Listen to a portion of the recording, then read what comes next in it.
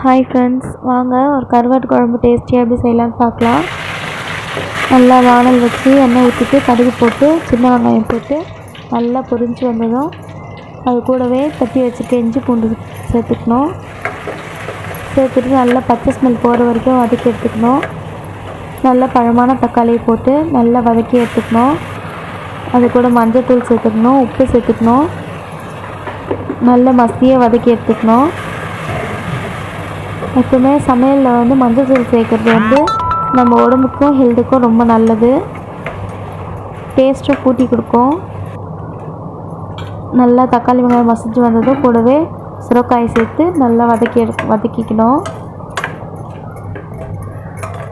அது வதங்கினது எப்படி தெரியும்னா அதுலேருந்து தண்ணியெல்லாம் வரும். பாருங்கள் எப்படி வதங்கிட்டு இருக்கு. இன்னும் நல்லா வதக்கணும். கொஞ்சம் மூடி வச்சு வதக்கி எடுத்துக்கணும்.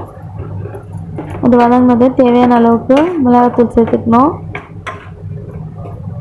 சேர்த்துட்டு நல்லா கிளறி விட்டுட்டு தேவையான அளவுக்கு தண்ணி ஊற்றிக்கணும். இந்த குழம்பு எப்பவுமே தண்ணியாக இருந்தால் நல்லாயிருக்கும். ஸோ எக்ஸ்ட்ராவே தண்ணி ஊற்றிக்கலாம். மூடி வச்சு வேக வச்சிடலாம். பாருங்கள் எல்லாம் கொதித்து நல்லா வெந்து வந்துடுச்சு. நல்லா வெந்து வந்ததும் தேவையான அளவுக்கு புளி தண்ணி சேர்த்துக்கணும். சேர்த்துட்டு சென்னாக்குன்னி கருவாடு அது சின்ன சின்னதாக இருக்கும். குழம்பு ஸ்மெல்லு, கருவாட்டு ஸ்மெல்லு செம்ம சூப்பராக இருக்கும். அது சுடுதண்ணியில் வாஷ் பண்ணி போட்டுக்கணும்.